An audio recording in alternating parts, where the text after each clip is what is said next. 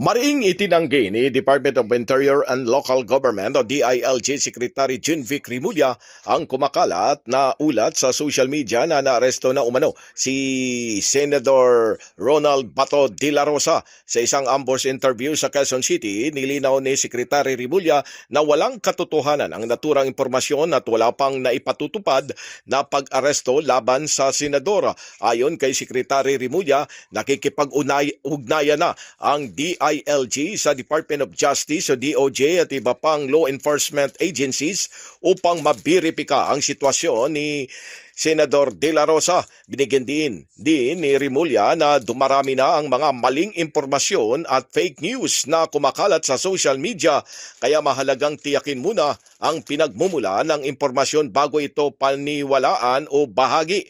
Batay sa pinakahuling impormasyong natanggap ng DILG, sinabi niyang nasa bahagi ng Mindanao pa si Senador Bato de la Rosa. Giit pa ni Secretary Rimulya na kung sakaling maaresto ang senador, agad itong ipaalam sa taong bayan sa pamamagitan ng opisyal na anunsyo ng gobyerno. Samantala, tiniyak din ni Secretary Rimulya na sakaling maaresto si Senador De La Rosa, igagalang ang kanyang mga karapatan at pairalin pa rin ang due process alinsunod sa umiiral na batas. Paliwanag pa ng kalihim na anumang hakbang na mga otoridad ay isasagawa sa legal na pamamaraan at wastong batayan. Ang puganting senador ay hinahanap na ngayon ng mga otoridad matapos may ulat na may inilabas na warrant of arrest laban sa kanya kaugnay ng imbestigasyon ng International Criminal Court o ICC sa madugong kampanya noon kontra iligal na droga nung administrasyon pa ni dating Pangulong Rodrigo Roa Duterte. Itinuturing din si Senador De La Rosa bilang isa sa mga pangunahing opisyal na nagpatupad ng war on drugs nung siya pa ang hepe o chief, PNP chief ng pambansang pulisya. On top of it, sila dapat dito lang. Secretary ko lang po kay Senator Bato, tingin niyo po ano po yung motibo, bakit po kumalat yung mga ganong... Alam mo, ang fake news ngayon, ibang klase. Di ba? Ang dami fake news. In fact, tomorrow, punta ako sa Makati para i-dispel yung mga fake news na nangyari doon. Pero fake news is taken out of its own. Kaya, to counter fake news, kayo dapat ang kakapin namin siya. It's not to come from us. Talaga nangyari.